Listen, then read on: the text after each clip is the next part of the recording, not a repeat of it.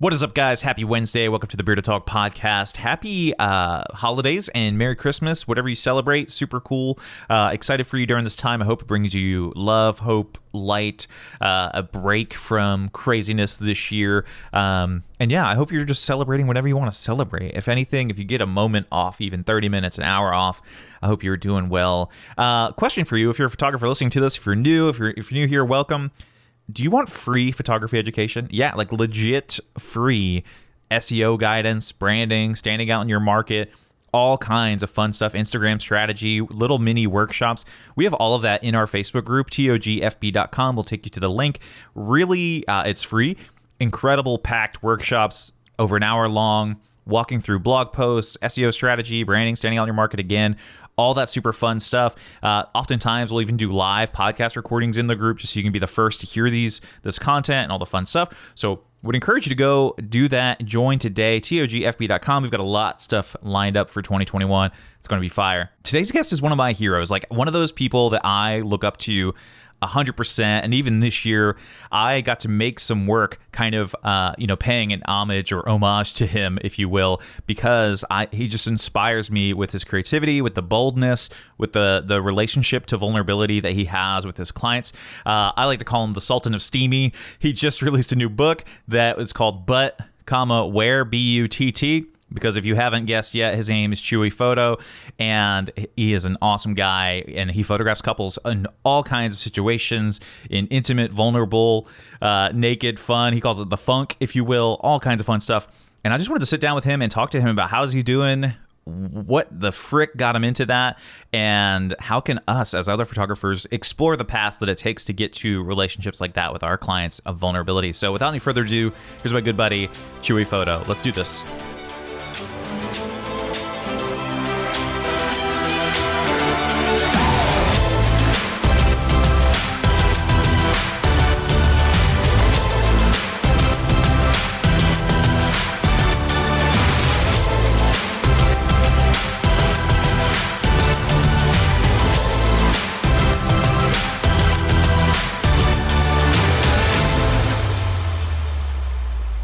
Chuy, it doesn't feel right to be on the podcast with you right now and have us not be, we're both clothed. Honestly, that's where we're at right now. And so, but that's probably good for publicity, and nobody wants to see that from us. And as far as I know, but man, such an honor to have you on the podcast. I know I've been begging, it feels like forever. And you just had a big influence on my work, and especially this year. And so, I just want to say excited to have you, man. And what's going on in your life right now? Oh, man, I appreciate you so much. Thank you so much for those words. In my life right now, as you can see, I am in my new Funk Palace location. I just relocated. I bought a new house, and it's been nuts, man. Just putting everything in boxes, in bags. You can see here. You see a crib behind me. As you can see, I'm in my new studio / baby room, and so I'm working on getting the new studio up and running soon. So in the meantime, this will do. But in terms of what's been going on, as I mentioned, I just bought a house, and it's been, to say the least, it's been a good year for me, I guess you could say.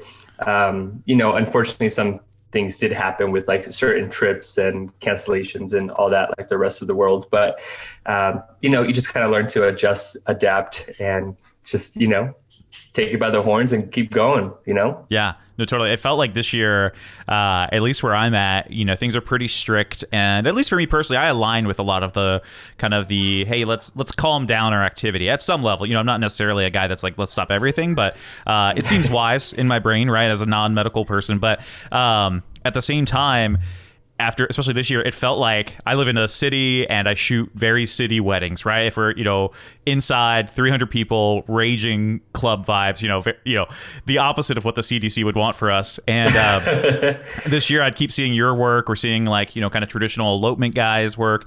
And I was jealous. I was like, okay, nope, because they can still, it's just 3 people. Like the party is small, and I was a little bit jealous, as all of us who shoot like regular weddings, had to reschedule basically everything. So it was cool. But I want to ask you, I feel like for people who don't know, now, this is going to be a generalization, but I feel like you shoot mostly clothed and unclothed people in fun ways. And I think for me, it's never it's sexy but not sexual, if I can say that, as a straight boring man, whatever. And I think that's why it's like so cool. Like you watch it, like I showed my wife and she's like, oh, this is like really artsy or whatever. And that seems like the majority of what you shoot or what you're known for, but I want you give me a little bit of help, like fill in the gaps. Have you always shot that? How'd you get your start? How long have you been doing all this?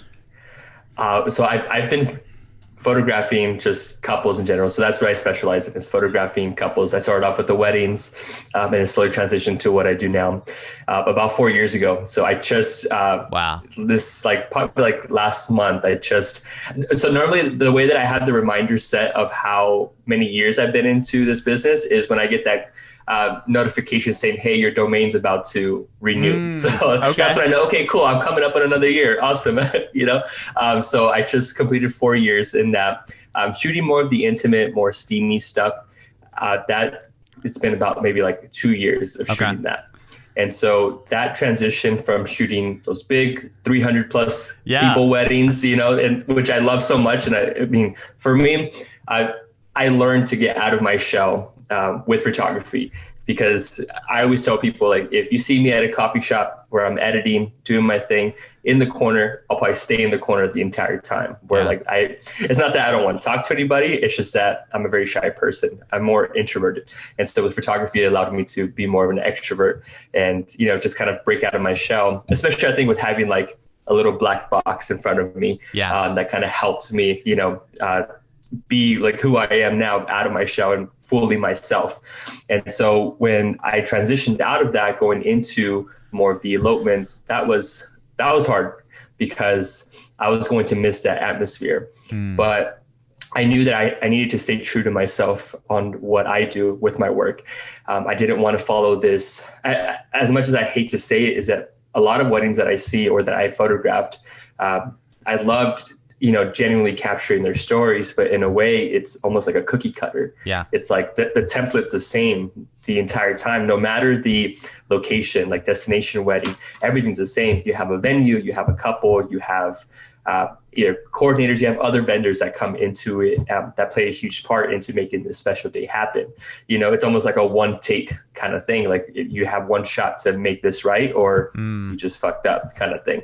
And so as much as I love traveling the world, shooting these big weddings and meeting people within that, because obviously word of mouth spreads like wildfire when, you have good vibes and the couple likes it, or they have your photos printed on their guest book and they're everywhere in the wedding. They're like, who photographed that? And you're just like, oh, here I am kind of thing. Here's my business card, And so that was amazing to just get work on the fly. But I just knew that I had to stay true to myself as I was diving deeper into the storytelling aspect of things. So now when people ask me, what do I do for a living? And I say I'm an artist, it's almost like I'm an artist, but I now say I'm more of a storyteller.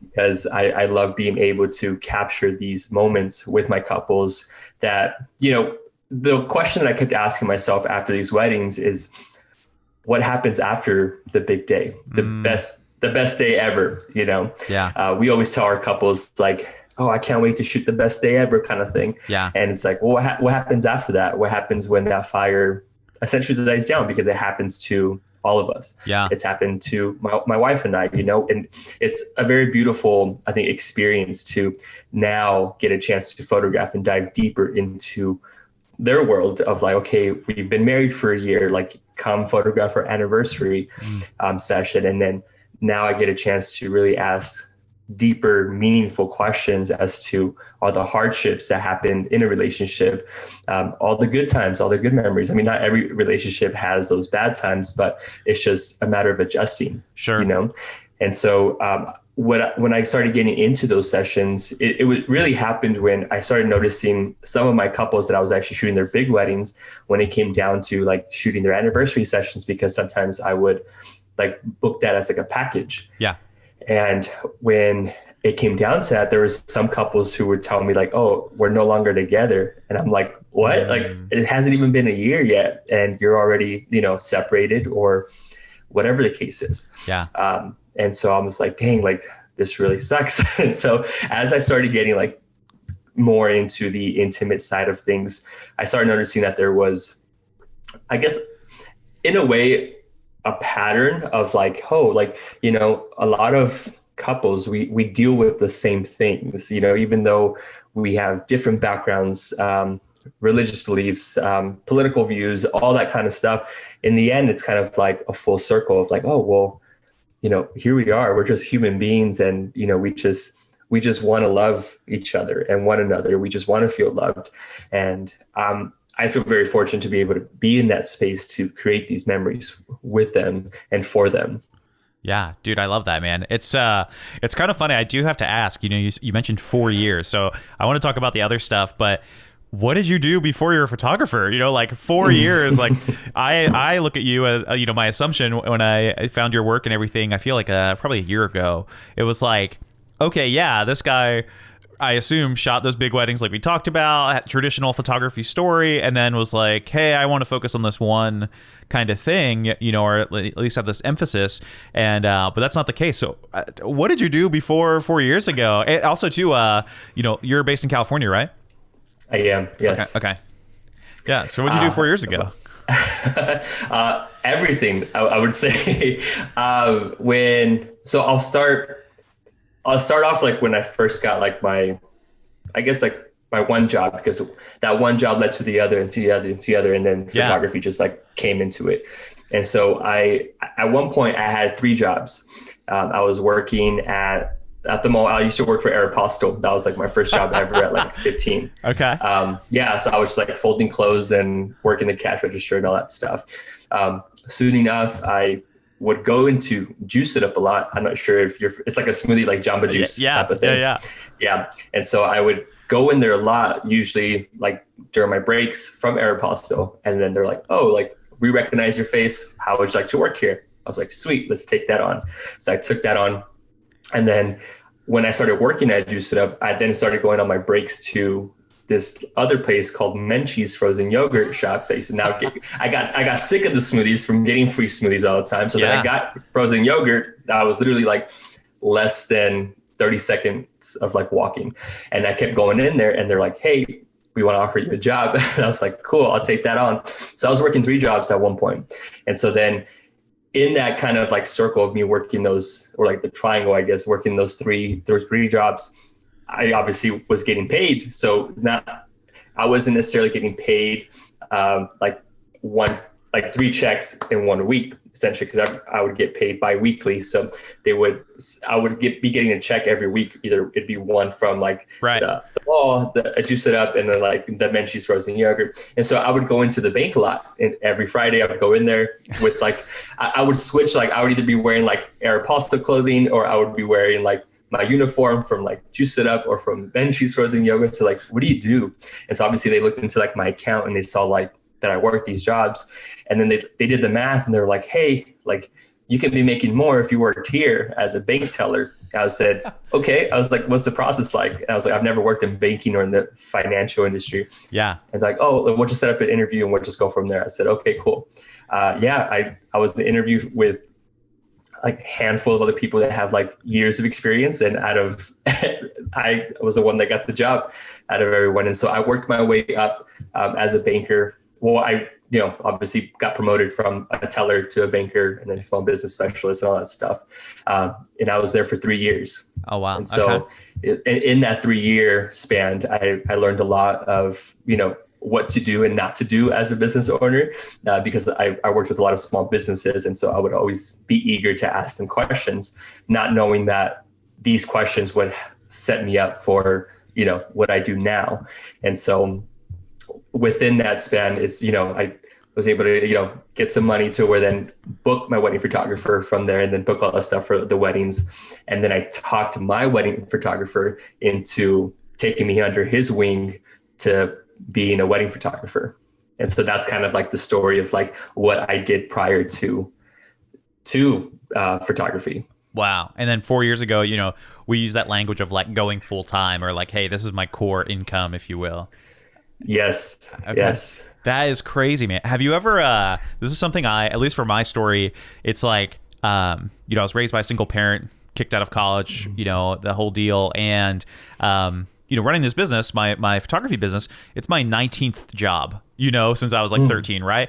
And I think you probably appreciate this where like, I think if you sat down and you're like, okay, what are these jobs? Maybe that's 5 or 6, or what'd you have before, before the Aeropostale and Jamba Juice, or whatever. Yeah. It's like that kind of stuff, it really makes you appreciate it, right? Because I think people too, they see somebody like you. I interview lots of people on this podcast where it's like, I feel like too this year you shot up, but it's like 100,000 followers, right? Or a lot of followers, and they're like, oh man, well of course it's easy for you, but it's like, hey, when I was working the 3 jobs, that none of them, brought me any fame. None of them were fun. None of them were fulfilling. When I was working there, I was prepping myself for now, and people. Like there's a old like scripture saying where it's like, don't despise the days of small beginnings or something like that. And, I love that. And it's like, that's the deal, man. Like I was cutting grass, I made sandwiches, I worked at an amusement park slinging games, like just boring stuff. I worked at Moe's Burritos, so I'm like team Moe's versus Chipotle.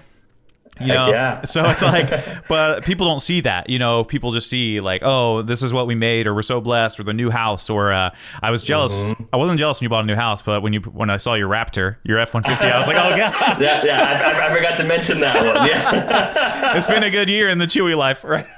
Yeah, man. Yeah, it's been so that's been a dream truck of mine that I've been wanting to get. Awesome. And so I think what I've been telling my wife is that, like me being 4 years into my photography business, I'm like, I just graduated like high school. Yeah. Now it's time to go into college and like really kick it up a notch. And so that was my little graduation gift to myself, and early birthday present as well too. Sure. Yeah. Your wife is like, this counts as a few different gifts. You're like, hey, it's St. Patrick's Day as well, Valentine's Day, New Year's Day, everything, man. Like all the in between holidays too, man. That's that's hilarious. Yeah. But that's awesome. I think too, people like when you're back in those days of working the 3 jobs or whatever, it's like you dream of this stuff. I feel like for a lot of us, it's like this. We're trying to just make life better than maybe how our parents had it, or what they wanted for us, and I think if it starts working out, I think you and I are very similar. I can tell already. It's like, let's see how far it can go. Let's how hard can we work within the boundaries that we want, right? You want to have wife time and kid time and your own time, but it's like, how hard can you work, or what can we use this? Like I tell people all the time, this job, at least for me, I'm always waiting for the shoe to drop. Like it's already been so good. It feels like a rock star like got signed, and I'm like, man, life is pretty fun. Like, like right, like bought a house, or you bought a Raptor, or bought a motorcycle, or whatever, and it's like, yeah, I'm ready for somebody to come tell me, hey, it's all over. You're like, oh, okay, cool, makes sense. Okay, yeah, I'll go back to for you working at the juice shop, for me making sandwiches. Be like, okay, that's what life is supposed to be for us, and that's how fun it is, man. I don't know. So it's just cool to see everything grow for you, and I don't know. At least for me, I love hearing your backstory behind that. Yeah, I appreciate that, man. Yeah, it's like as you mentioned. I feel like a lot of people always see the now, especially with social media. It's like, people who just like follow you and all that stuff. They're like, oh, like, they're like, how can I get there? Or I want to be there. And it's like, well, if you scroll back like 1,000 posts before, like I still have the same images as when I first started my Instagram. Like I've never like created a side like Instagram. It's always been the same one. Yeah. And I just changed the names until getting to Chuy Photo, and that was the one that stuck. Yeah. And so, so like if people don't see like the very beginning start of my career, and I always encourage them to do so, because it's been a journey, and people have always asked me, well, why don't you take those down? And like, it's part of my story. So like, why would I do that? And so I don't want people to just think that when they land on my page, it's like, oh, it just happened overnight. It's been 4 years of just constant working, sacrificing family time, birthdays, trips, things like that, putting stuff on hold. Like when I first started photography, remember how I told you I convinced my wedding photographer to going into like under his wing to get into the wedding industry. And he said, okay, like I'll take you on one condition. Like you can't buy your standard point and shoot with the kit lens. Like I'm only going to send you like Craigslist, like used cameras, links that I only approve of. And when he sent me links, it was to the Canon 5D Mark II. He's like, this is a good starter camera for you. Yeah. I'm like, okay, cool. Let me click this link and open it. And so I opened it and it was like $800 for just the body of the camera. I was like, this is a huge investment into like something that I don't even know if it's going to work. I didn't even like photography, to be honest with you, prior to going into it. You know, I think what motivated me to get into the industry was I would, you know, I'll be 1000% honest with you. It was the money. Yeah. The money was in it because that was one of the questions that I don't know why I asked him, but it was something in me was like, just ask him. And it was because I was asking questions prior to, you know, photography, like, oh, how do you like it? Like, do you like going to weddings? Do you shoot stuff besides weddings? And that final question was, well, how much do you make? And the minute he said, or the second he said, well, last year I cleared over 6 figures. And I was like, do you know that scene in The Wolf of Wall Street where Jonah Hill's asking Leonardo DiCaprio, like, oh, like, how much did you make? And he said, I forget, it was like 70,000 or something last month or something like that, some outrageous number. And he shows him the paycheck stub. It's like, show me a paycheck stub and I'll quit my job. And so it was kind of that moment where it was like, okay, this is what I need to do. And that's when I told him, I'll do whatever it takes. Yeah. So when he sent me those links, I actually had to put my honeymoon on hold because the money that we raised at, like, you know, at the big weddings, when you get the honeymoon dance and all that stuff, we got exactly $800. And so I now had to convince my wife and tell her, hey, I have this idea. I think it'll be good. Just give me a couple months. I said, give me at least 6 months and see where that takes us. If that, you know, if for some reason that doesn't work, I promise, like, we'll go on the honeymoon and I'll sell the camera and then we'll move on from that. Yeah. And she thought I was crazy because I always have all these ideas of what I want to do.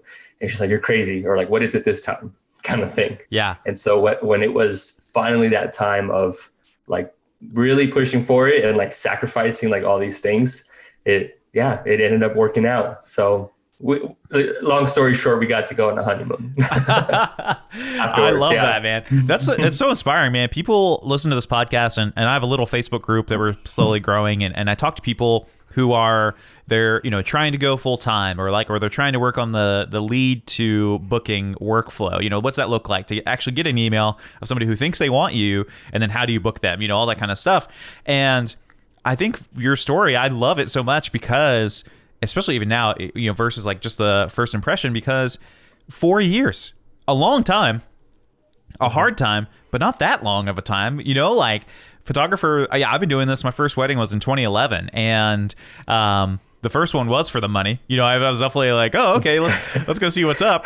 And then, you know, I think too, the other side of it is, and I'm all about this. This is like after I turned 30, I stopped caring about like, how much money could I make? Because it started getting, okay, we know what we can expect a little bit. You know, it's going to be around this. Hopefully it started I felt like I was less like chasing it and more like, okay, we hit a good spot. Let's like not exploit this sweet spot.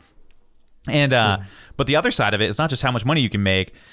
It's also, can you work, you know, 100% with couples that you love or clients that you love and having that. And I think when you can have both, that's like extra awesome. You know, like, okay, yeah, like this is rare, but it can happen. And at least from my impression, and maybe you just do a good job of curating, is like, it looks like you work with at least mostly ideal everybody, you know, and maybe that's not the case. Maybe you're like, nah, I shot a church wedding the other day and it was not cool or whatever it is, you know. Do you understand what I'm saying though, right? Like you could, no, definitely, man. You'd still be doing it just for the money. And then, but eventually you're like, I would like to shoot weddings where maybe they like me, or maybe they value what I think, or, oh, that idea would have been cool, but we didn't have time for that. Or you, again, the couples, you know, it's like, we were talking about this earlier. You'd shoot these cookie cutter weddings. And I think photographers feel like the only way we can eke out getting better is like adjusting the timeline, having a better detail photo or whatever.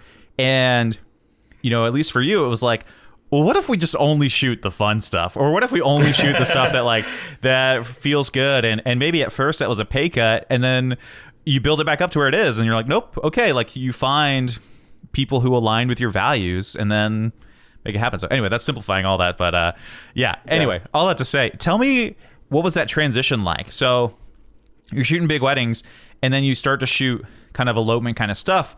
Was the first elopement you shot like what a lot of you shoot now?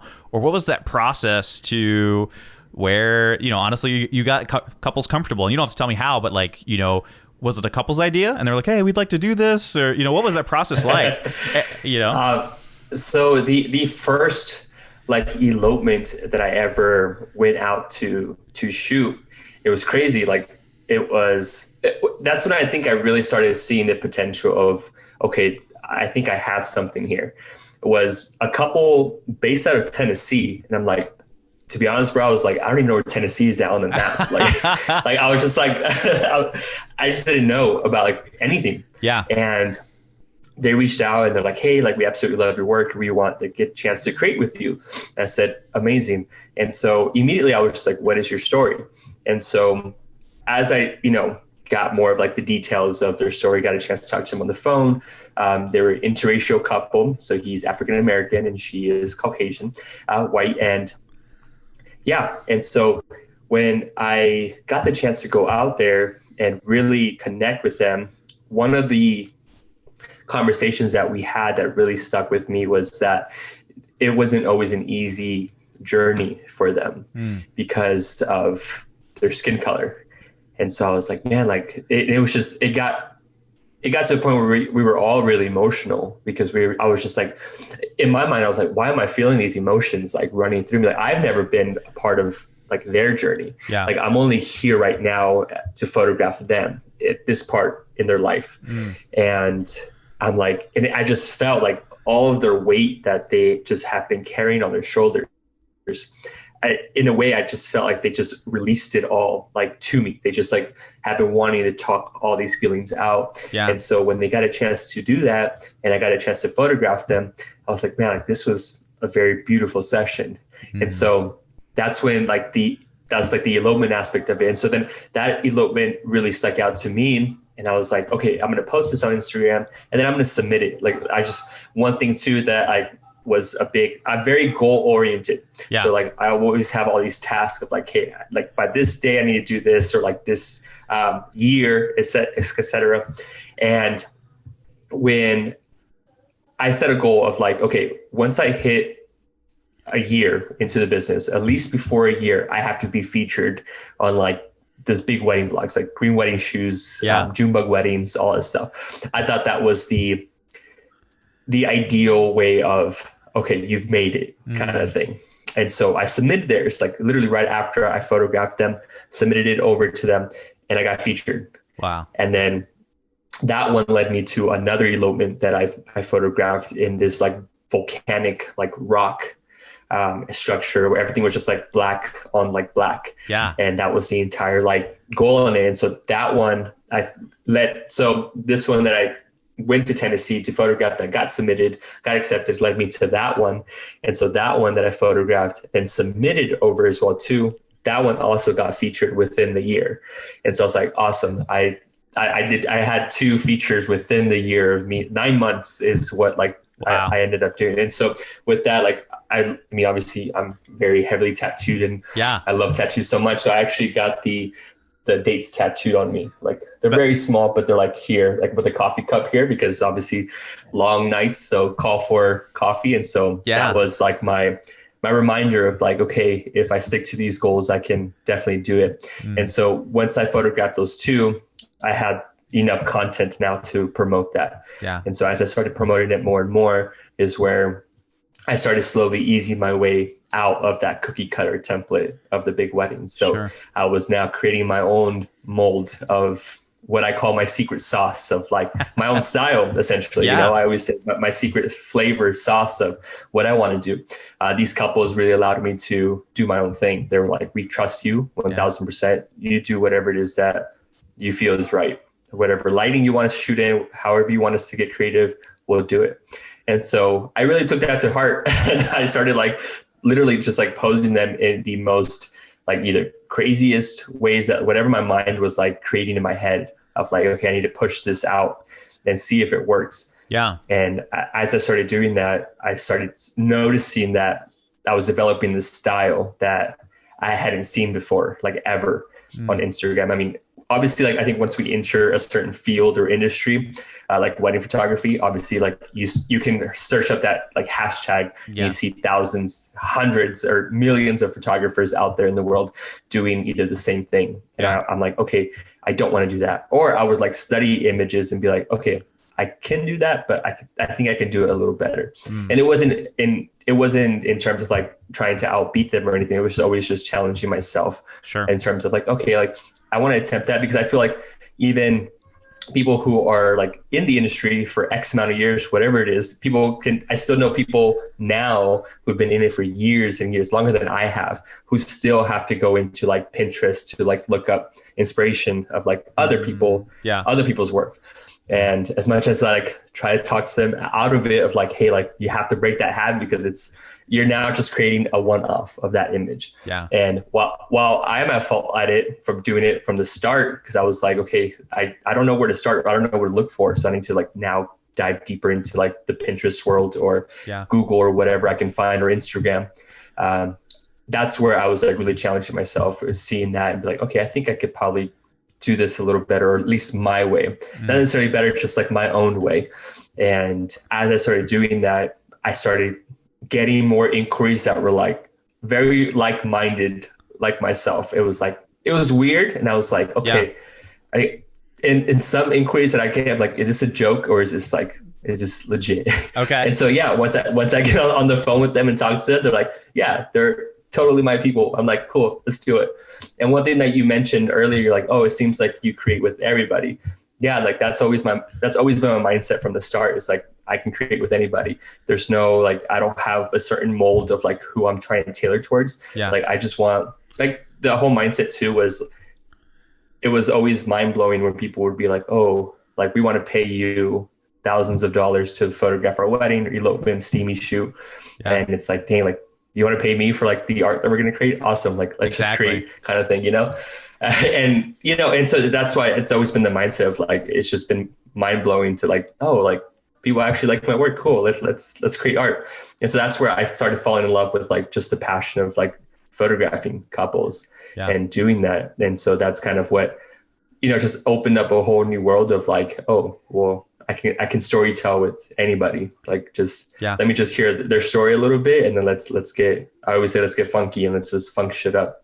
I love that, dude. I love that, man. It's so I want to ask, like, help me with the nitty gritty of like, those first few elopements and getting people to, to the place where they feel ultimately comfortable. They're not wearing anything or whatever. I want to know, like, not necessarily how you get them comfortable, but what was that? Did you ask that first couple to do that, or were they down with it, or like how did that process work? I want to know more about that process. Yeah, so I have two stories for that. I'll try to cut them short. Sorry. I love talking. Yeah, take as long as you want, man. Yeah. It's 2020. Awesome. Oh yeah, right. So the first couple that I ever photographed, this was a couple. So let me backtrack a little bit. So prior to shooting more of like the steamier sessions, more of the unclothed, the naked of what you see on my feed now. Yeah. I was photographing weddings, elopements, and then some couples were kind of against like wanting to do engagement photos and just wanted more of like an in-home lifestyle shoot. Yeah. And so I said, cool, like let's do that. And so the farthest that they would go when I would photograph them would be just like their undergarments. Yeah. And it wasn't ever me telling them, hey, like take off your clothes. So like now do it into this. Okay. It would be like their ideas of they wanted, hey, like we saw this on Pinterest or we saw this on Instagram kind of thing. And it was like as much as like it hurt me, like seeing other people, I mean, don't get me wrong, like these people's work were amazing and so beautiful. I was like, oh, like, how do I get them to where they only like screenshot my images and show me like my work of like, hey, we were inspired by this location, this setting, this wardrobe, like help us out. And so when they were sending me these images, obviously they were in their undergarments. I said, okay, cool. Like, yeah, I feel comfortable, photographing that. Let's do it. And so, obviously I was getting content to post them to Instagram. And so more people were, you would say keen to like do that and just be up for it. Sure. And there was that one couple where she was wearing like a black, it's like, I mean, I'm the worst when it comes to like female, like undergarments and all that stuff. Sure, There's so many different terms and names I've learned over the years. Yeah. But it's like, it was almost like a nightgown essentially, but it was like silk. Yeah. It was black. So I couldn't, I mean, it's not that I ever look out for anything, but I couldn't tell if she was wearing like pasties or like a bra essentially that doesn't have straps or underwear. And then obviously he was already in his boxers. And so, they were like doing their thing and, hugging and kissing and all that stuff. And then at one point, like, I'm like there photographing and all that stuff. And I'm like, yeah, this is so cool. This is so cool. And at one point she asked, oh, do you mind if he takes this off of me? I said, oh yeah, sure. Yeah, go for it. And so naturally I'm always like, okay, I'm going to turn the other way. Let me know when you're ready. Yeah. And then I'll turn back around or like I'll enter the room again and we'll go from there.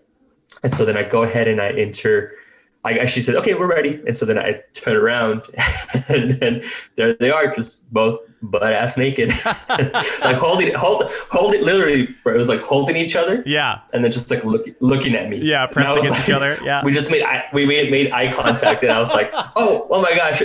And I turned around and I said, I thought you said you were ready. And like, oh no, we are. And I said, oh, okay. And I was like, I just immediately started sweating. I didn't know what to come up with in terms of like posing. Yeah. This is something that I started getting scared, thinking that, dang, like what kind of shoot is this turning into? Yeah. I think I need to leave the room. I think I need to call it. And so they're like, no, like, if you wouldn't mind capturing a couple photos. And I said, okay. And so I like snapped a few enough to where like to cover their areas. And I was just like, dang, like, I don't know what's happening, but okay, this is like, I felt very uncomfortable in that setting. Yeah. And I remember leaving the shoot and was just thinking, damn, like, I don't know what I just photographed. Like, I can't post any of this content. Yeah. I don't think I'm allowed to. Like, so before like starting into photography, this is like probably 2 years in, I would always just like ask my couples if I can like post this up kind of thing. Yeah. And yeah, that was one thing I was like, yeah, I don't know what they're going to feel like if I don't even know if I want to post it. Like, this isn't part of like my branding. Like, I have family who follows me. My wife follows me. Like, I don't know what's like, well, yeah, what is this going to turn into? And so that happened. And then I kid you not, like the next session that I had, which was only like a couple of days later, couple friends of mine, they've been friends for a while now of mine, and they're also photographers in the industry. They asked me to photograph them in Joshua Tree. I was already kind of starting to tap into the Joshua Tree scene of like going there and photographing the engagements, some weddings, and obviously that's like a prime location for me to photograph the butts. But yeah, that's a California rite of passage is Joshua Tree and Yosemite. I feel like all the photographers have to be there. Those are the only two. If you're a photographer going into that's the only two locations you need to know. Yep. Or Big Sur. Big Sur has been a big one coming up lately. Yeah. But yeah, so they were like, we're going to be in Joshua Tree. We're only there for like the weekend. I remember I was photographing a wedding in San Diego, and they texted me, they're like, hey, we're here this weekend. We want you to photograph like an in-home session. I was only calling them in-home sessions with us here, but only for sunrise, like, because we leave for sunset back to Oregon. And I said, oh, okay, I can make that happen. Now, at the time, these people had probably like, man, they were already like at 50, 60,000 followers. And I was wow. Okay. I was barely breaking like maybe like 7 or maybe between 5 and 7,000 or something. I was like, okay, like these people have figured out a way to get this amount of like followers. At the time, that's what I was like, I guess, like goal oriented towards that. Sure. That's okay. Now I'm just like, okay, whatever. Yeah. Kind of thing. But yeah. Must be nice. No, I'm kidding. Yeah. We'll get into that in a little bit as to why like I no longer care. Yeah. But at the time I was like, I need to pick their brains and see what's going on here. Like I need to see what they're doing that I'm not doing, that I need to be doing to get to this spot. Sure. And so yeah, I was like, okay, I'm committed. So I got home at like 1 a.m. from shooting the San Diego wedding, and I had to be in Joshua Tree by like 4 because sunrise was at like 5. Wow. And so I usually try to show up a little early to kind of game plan, obviously meet them a little bit, and I just like start photographing. Yeah. And so yeah, here I am waking up at like, so Joshua Tree at the time was like 2 hours away from me, and yeah, I slept for like an hour and a half and then got up and then headed straight there to make it in time. And I just remember like cracking open a Bud Light beer with him at literally like 4 a.m. And I was like, okay, like I'll just have one. And yeah, we got to talking. I started photographing them as the sun started coming out, Sure. all that stuff. By the time the sun was like straight in your face, we're like, it's so blown out, you want to shoot inside for the rest of the day kind of thing. Yeah. We ended up going inside. They had a cool like shower scene in there where it was Joshua Tree. So Joshua Tree, they go completely crazy with their Airbnbs. Yeah. And they had like this almost like shipping container, like tin can, like styled shower where it was like everything was see-through. So you can shoot, I could stand here and literally photograph them here, or I can step in and be in the shower with them. Essentially that's how big it was. Yeah. And they're like, oh, we want to get some photos in there. And I said, okay, cool. They had a nice window too. So we're like, the nice light was coming, like haloed over them to their face. Okay. And I was like, let's do it. And so he was like, I just have to pee real quick. And I said, okay, no problem. Let me step out. Let me know when you're ready. Again, same thing from the past couple. And I'm like, okay, cool. And so they already had undergarments on. So in my head, I was like, they're probably just going to like swim in that and just be in that, like in the shower with it.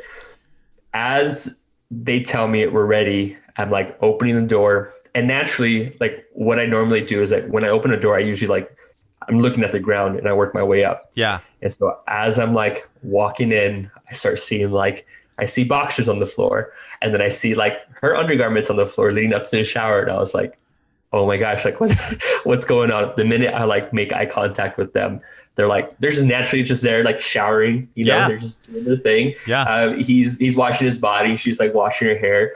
And I was like, oh, and I closed the door and I stepped back and I said, I thought you said you were ready. And they're like, oh no, we are. And I was like, oh, okay. In my head, I was like, immediately just thought of the first experience and how uncomfortable I felt. Sure. And I was like, man. And so I honestly, like, this was, again, something out of like inside of me was just like, you need to just tell them and be straightforward. And I told them like, hey, I don't know if I feel comfortable photographing this. Yeah. I know, like, like we just met and all that stuff. And I want to photograph these moments for you because I know like they matter to you. Like I'm here to do my job and to create this story for you. Yeah. But I just don't know if I can do that here. And so I kid you not, man, he said, okay. He like finishes washing his body off. I'm literally standing like in the shower. I'm not in the shower. I'm sorry. In the bathroom by the faucet area. Yeah. Like at the door. And then he like, I kid you not, man. He walks out of the shower, grabs me by the shoulders, like almost like a pep talk about to happen. Yeah. Grabs me by the shoulders. And then now I'm here like making eye contact the whole time. I'm like, don't look down, don't look down. Like just keep looking. And I'm literally just staring at him, trying not to laugh, man. Cause I mean, because it feels awkward, right? Like, it feels weird. I'm just like, what's happening? And so I'm just like smiling. And he was like, and it's one conversation that I'll always like take to heart no matter what. Is he told me, listen, man, like we chose you because we know how comfortable you make your couples feel with clothes on. Yeah. Like you create this style, you've created this style and you create these memories for people that we have never seen before, which is why we hired you to photograph us. This is how we naturally are. Like this is our, like they're kind of like nudists kind of thing. They just love being naked. Sure. And they were like, this is kind of how like we feel comfortable. We feel more comfortable without clothes. Yeah. And we would like to have these photos documented. And they're like, if you don't feel comfortable, obviously like, cool, we'll figure it out. But this is something that we would appreciate if you got the chance to photograph. Totally. And then I kid you not, he said, I think if you were to start photographing these sessions like this, I kid you not, you would go far with this. He said that to me. Wow. And I was like, the minute I heard that, I mean, he was probably just like hyping me up to like, okay, let's do it. I gotta think. At the time, I took it as that.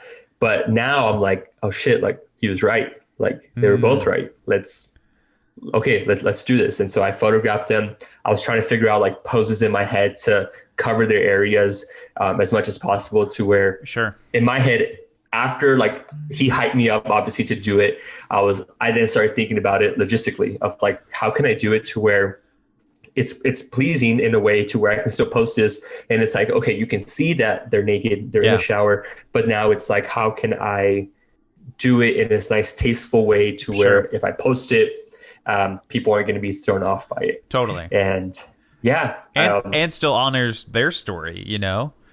Right. And so then I went ahead, and after that session, I edited a little sneak peek, send it off to them. And then from there, I asked her, I was like, hey, so she was actually she's an educator. And so she was at a workshop about to like speak with, I think, India Earl was there, Don Photo, like Don Charles. It was like a big workshop where like these people are like big names, like big dogs in the industry. And I was like, okay, like these are people I look up to, like, what are they doing? And like, again, these are profiles I was looking at to like get inspiration to then do my photo shoots. And I sent her some previews, and she told me she sent her phone around. I think it was like a picnic style table. Yeah. She sent her phone around the table to show them the previews, and they were all like, "Who is this guy? Like, he needs to post these like now on Instagram." So again, there they go, like hyping me up. So I got hyped up, and I posted one photo from their session, and that like it just took off from there. Like I kid you not, every session that I had booked leading up to after theirs, that was like coming up, they were all texting me and telling me, hey, check out this like Airbnb that we just like changed. And I was like, oh, what happened to the other one?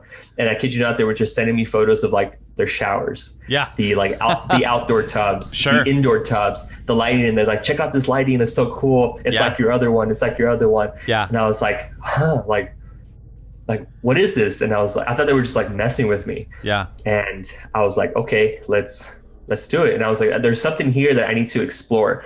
And again, this is something that I wasn't seeing in the industry at all. Yeah. And I was like, okay. And I even told my wife one day, because this was also another conversation that like my wife and I had to have, a very serious one.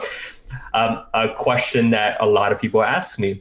I feel like this industry is very, there's a lot of females in the industry, in the wedding industry is what I've noticed. At least that's what my demographics say on my insights from Instagram. Like I think like 73% of like my following is females. So it says women, and then the other is men. So whatever those terms mean now, you know. Right. But yeah, that was a conversation that I had to have with my wife, and I told her, you know, once we had that conversation, it was like, I told her, like no one else is doing this. Let me like explore. Do this. Like, let me do this the way that I think will do well. And I promise you, like, we'll be set. And she's like, okay, again, another wild idea, another crazy idea kind of from like the honeymoon. I was like, hey, like, just trust me with this and let's see where it takes me. And she said, okay. And here we are. Well, that was like 2 years ago when that happened. So That's 2 years later. That's awesome, man. Man. So that answers my question of like, you didn't set out to do this, but I think like the boldness and the comfort, and you know, you had to have really clear communication, and I'm sure that like eventually with some couples you got to ask some dumb questions that might feel weird to be like, hey, are you cool with this or this? And again, I'm sure too, like every couple has like a gauge of how comfortable they might feel, you know, like there's a difference between like cozying up close in an Airstream, you know, wearing nothing much versus like running through the woods, you know, or whatever. Right. So two different things. And like, at least in DC, you know, something we run into even just with regular, you know, those wedding photos we talked about is like, oh, well, my boss is going to be at the wedding and he works at the White House or is a congressperson or is the NSA. Yeah. And so things get a little bit sticky there, no pun intended. And it's like, okay, so it's, you know, you got to run into those things, right? Like because our society feels weird about intimacy, you know, at some level, right? You know, and I think I think for you, what I see from hearing your story is something that I've learned from watching your work is like, it's an invitation to feel more comfortable. And again, like kind of like we talked about before, is like it might be sexy, but it's not sexual, or at least to us, and that's what, I think the conversation with your spouse and, all your, kind of like mental analyzation that I'm sure you've done over the last like 2.5 years, like thinking about this, it's like that matters. And I think too, I'm sure you can attest to this, is like, now that it's your niche, I think, couples know, well, of course we feel comfortable with him, or I'm sure that he has things in place to make it feel comfortable, or whatever. Like I never shot boudoir ever. I tell the story all the time because it's embarrassing, but never shot it. Again, I'm a guy, like, just, I had a few people reach out over the last few years, and I'd always refer it away because I'm like, well, one, that's a scary thing to do. I'm not good at it, so I want it to be good for you. Just full stop, right?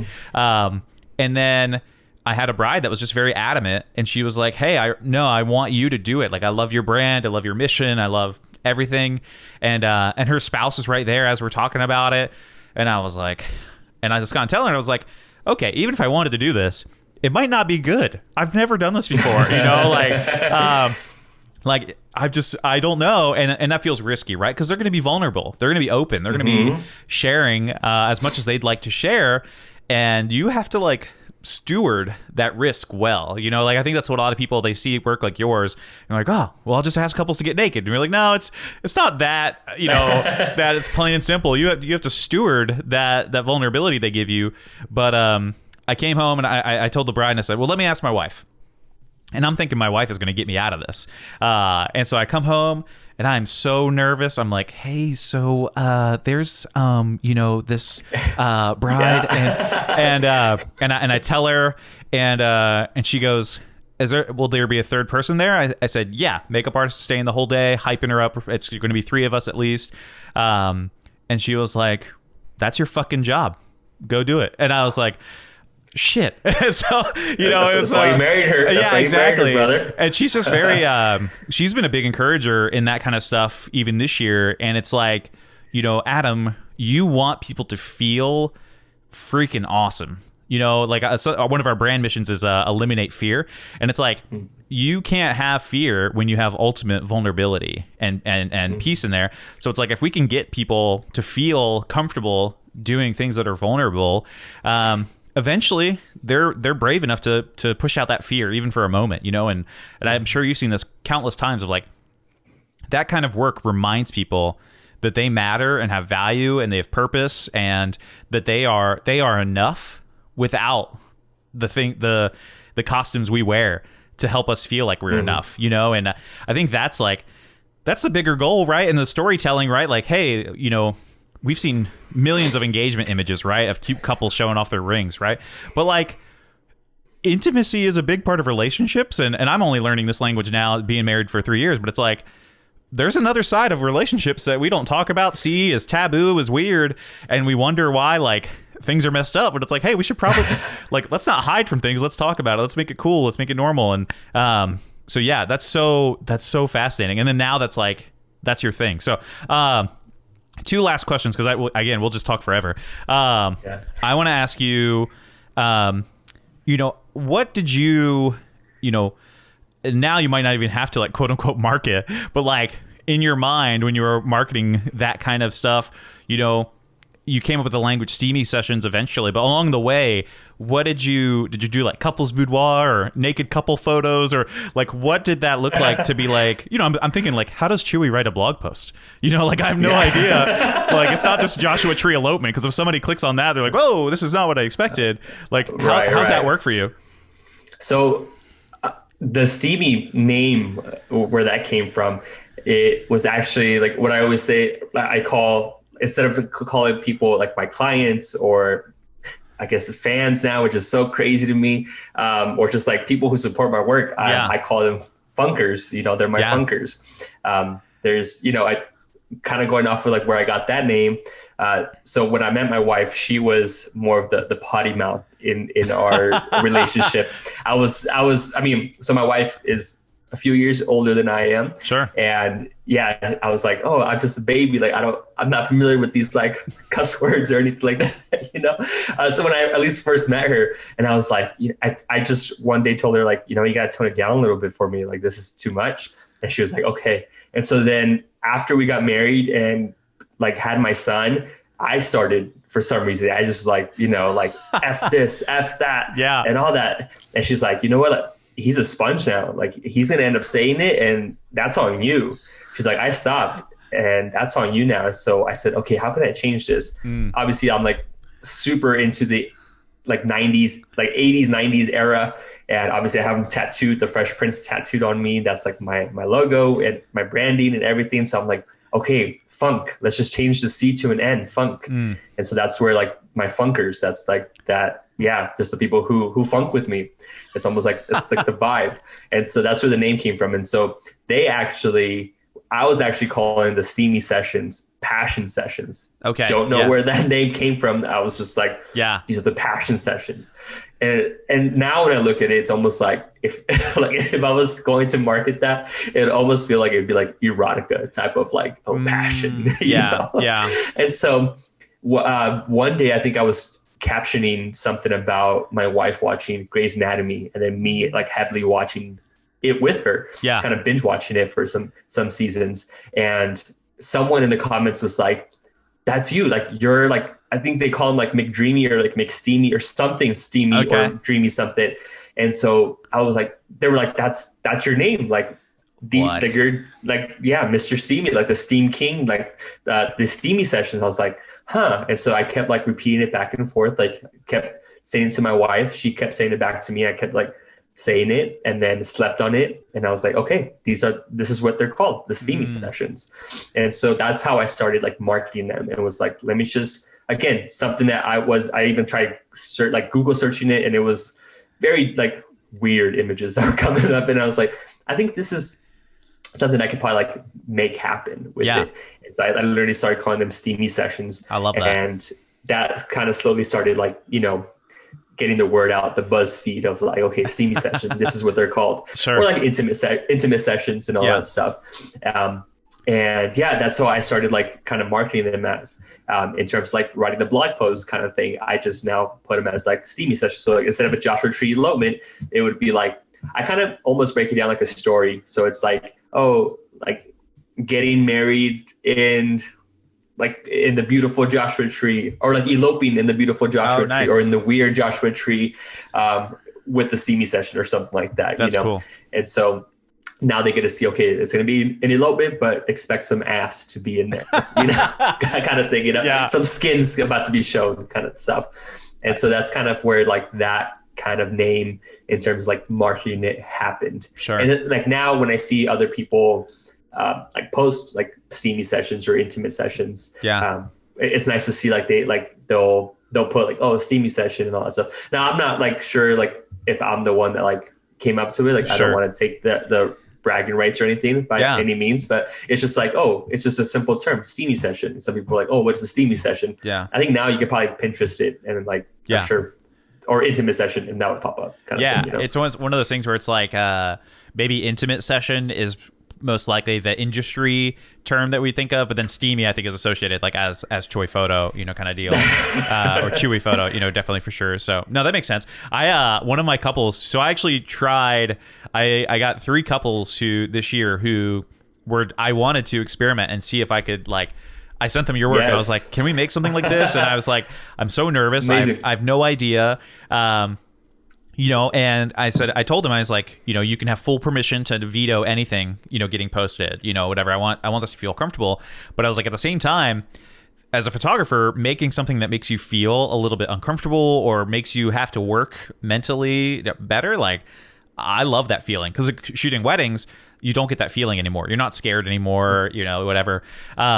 And when I find like my favorite type of light, I'll call it that saucy light. And one of my couples is always like that saucy light. So now I'm like, oh, we could have intimate sessions, but we could have saucy sessions, but they're saucy, But I love it. I actually bought the domain just to mess with that client, thatsaucylight.com, and it redirects to my website. Amazing, bro. Just to be funny. But dude, so I love all of that. I appreciate that a lot, and I think that's going to be super helpful for photographers who look at your work and they're like, what do I do? How do I do this?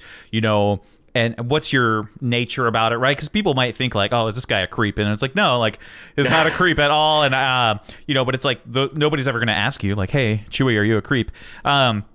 you do a lot of like teaching and workshops and all kinds of stuff. So like, what do you have going on the rest of the year? I know we talked about a special project. I don't know if you want to share, but no pressure. What do you have going on? Yeah, man. So thank you for bringing that up. And Yeah. I'm curious. I want to know how that experience happened. I don't know if you shot the Steamy sessions already, but Oh, I'd love to hear. I'm happy to talk about that. You're probably the first one I've like reflected on it as a photographer with. Yes. So the first part of it happened by accident. So I was shooting a regular session, and I always thought I was being, funny, but I'd always ask couples for engagement sessions like, hey, what do you like to do? And so, I don't want to just shoot you guys. In DC, it'd be like, we go shoot at the Lincoln Memorial, Sunset, whatever, which is fine. But I'm like, what do you guys actually do? And one of my couples was like, we love to go to the beach. And I was like, well, let's shoot at the beach. It sounds kind of dumb, but like, you get it. We're on the East Coast, so we got to take things pretty literally over here. We're not hippies. So, I feel like in California, anything flies. So it's like, we had to kind of walk that line. And I was like, yeah, let's shoot at the beach. That'll be really fun. We did some hiking, like a very entry level hiking. And, but I found this private beach by these cliffs, which is very rare for the East Coast. And, we shot them in their bathing suits at the end of the session, kind of like a fun hurrah. And the groom was like, I feel like we should just have a photo of our butts, like typical guy stuff. Yeah. And I told him, I was like, guys, like, I'll shoot anything you want that doesn't require a permit. And and so I said, as long as you are not actively making a child, we can probably shoot it. And so yeah, they basically just flashed me, and it wasn't anything crazy, just their butts. It was cute, unplanned. Tan Lineville, everything, and then it started raining. So, but then I posted that photo as kind of like a fun Instagram thing, and it was my most liked photo of this year. And I was like, "What?" Amazing. Now again, I'm like, I wouldn't call myself cookie cutter, but I'm pretty close to cookie cutter wedding, my work and stuff like that. And I got a bunch of DMs from couples who are already, my clients, and they said, "Hey, can we switch our engagement session to that? Can we do that?" Love it. And yes. And I said, yeah. I was like, to be fair, I was like, I'm new at this. I'm not experienced. I was like, and I'd send them your work. I was like, here's who I'm inspired by for this particular thing. Like, oh, thank you, brother. Thank you. Yeah, because I wanted to know, like, it helps when you have like somebody else and you can say like, hey, how do you feel comfortable looking at his work or whatever. And we did 2 more sessions, one with a hetero couple and one with a same-sex couple, and it was awesome. The first 2 minutes or so were definitely, I think, weird for all of us. The first 2-3 minutes, because we're just getting used to it, and you kind of have to. And I think again, it's like, at least for me, I had to deprogram my mind to be like, no, this is not like, I don't know. It's not an intimate time per se. This is work. And after those 2 minutes, though, like, we all felt comfortable. It was very normal. It wasn't weird, and there were no people around, which I think was like a helpful. Yes. Thing. And it went great. And what I learned after those sessions is how those couples felt. And I like the work and I like what I made, but how they felt after, I'm almost like, okay, yeah, that's still what I want. That's still what I'm chasing. Like, I want people to feel like they've accomplished something in themselves after working together. And that was really cool. And we made some saucy stuff, yeah, it was cool, and some good light or whatever. And like the one of the girls got stung by a jellyfish, like, without any clothes on. So I felt really bad. Oh no. Ouch. Yeah. Ouch. That's East Coast life right there. But, oh man, but it was cool. And I think, next year I want to try and do more of that. 'Cause I think, especially on the East Coast, we don't see any of that. And we're trying to figure it out, and I think it's fun. And I just keep looking to you, and I'm like, man, this guy, I appreciate it. Is crazy. Whereas like, there's not even Airstreams out here, whatever. So, but I think it's something fun and different, like you said, for a lot of couples, and like, and for a lot of couples, we wouldn't know, but it's part of their lives, and I think that's important. So yeah. That's amazing, man. Thanks for asking. Thank you so much for sharing. Yeah, of course, man. Of course. Thanks for sharing that with me. Yeah. One thing too that I wanted to tell you about that is, so next time when couples reach out to you and DM you about it, like, eliminate that sentence of, I'm new at this, bro. You've shot 3 sessions already. You got them under your belt. Yeah. Do it. Because one thing too, when I was first photographing these sessions, and even now, people, these like our couples need to also see that we're normal human beings behind the camera. Yeah. I feel like sometimes people think, especially us in the industry, they're like, we're always supposed to be this professional, like, you know, we're the professional photographers. That's what they call like these images that get delivered, like, oh, we got professional pictures taken by a professional photographer kind of thing. But if we just set that camera down, like we're normal people. And that's one thing that I always try to teach, no matter like either if it's an online education thing that I'm doing, podcast or at one of my Funk You workshops kind of thing. That's one thing that like you need to educate your couples on, is see that we're normal people. And that's part of making them feel extremely comfortable, because when you start having normal conversations that you would normally would have over a beer, tequila shots or some tacos kind of thing. You start realizing, oh, like this is just a regular person. Like there's no biggie. Like we're just here. Like, like they know how to like funk shit up on their camera. Yeah, cool. That's why we hired them to do it, kind of thing. And but yeah, man, you have those under your belt. Just again, take it by the horns and get that saucy light in, man. I love it. I appreciate it, bro. That saucy light, bro. Send me those images, bro. I'd love to see them. Okay, awesome. Yeah, that'll be terrifying. And oh my gosh, bro, we didn't even talk about this. The Gifs or the Gifs. I still say it like peanut butter. I'm so sorry to everybody listening. That is so funny. I loved your GIFs that you made, and I loved like how they felt. Then and I know I've shared one of my GIFs with you of like me with confetti and stuff. I love that. I bought your GIF course just for fun. I get lots of education, interview people, want to talk to them. And real quick, I watched all your GIF making stuff, and I realized we won't give it away, but you make them the same way I was taught, like in high school, like image ready, like Adobe Photoshop kind of thing.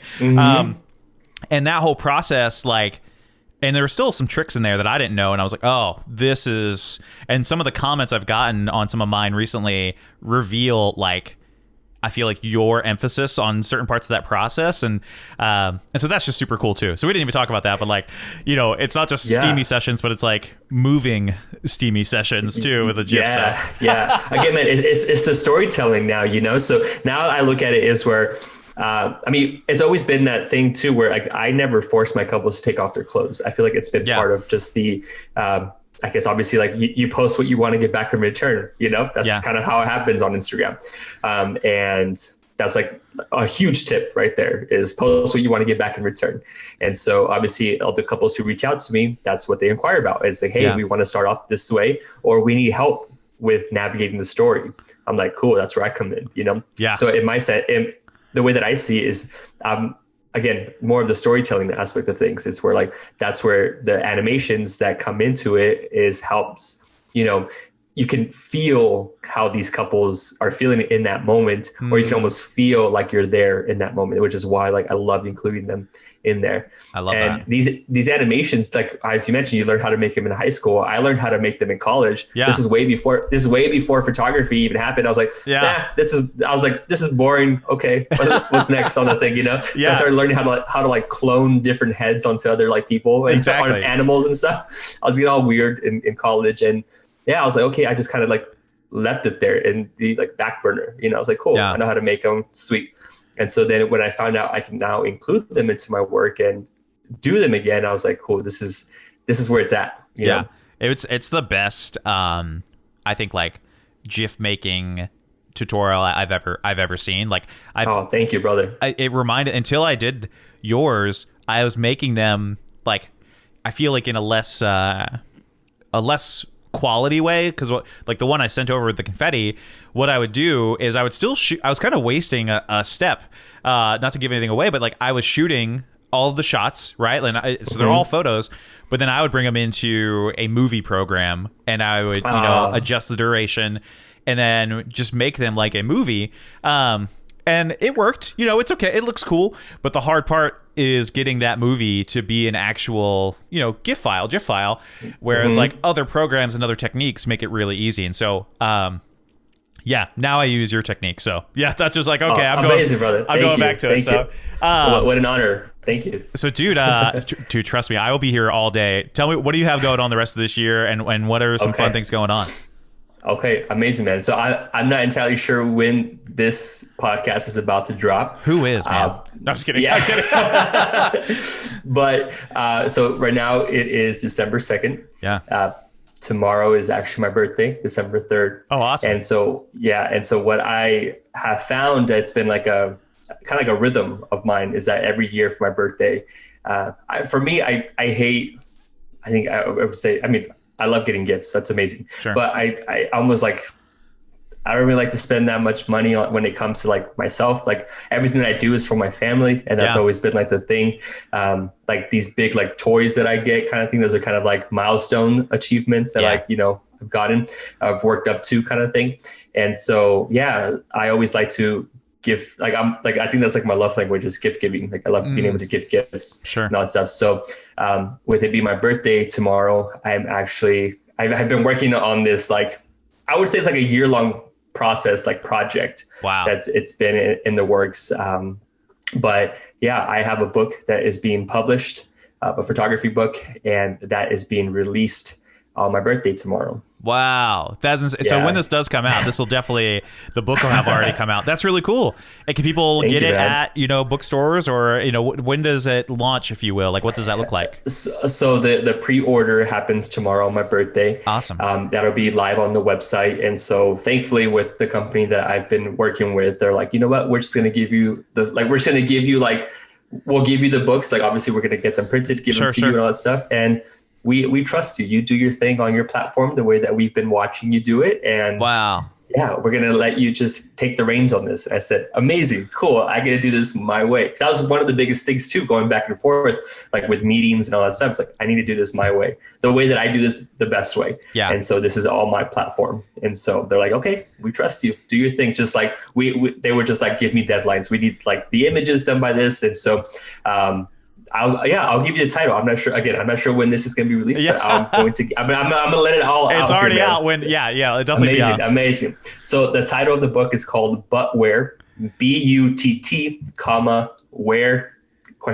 I love it. And so that idea kind of came in me when it was probably like a year ago, when I was like, I've never seen my work printed other than like at weddings. Like any of my Steamy stuff, usually my couples like are always like, okay, we're going to, some couples have told me, oh, we've gotten safety deposit boxes at the bank, and that's where your images live. I'm like, amazing, on the hard drives.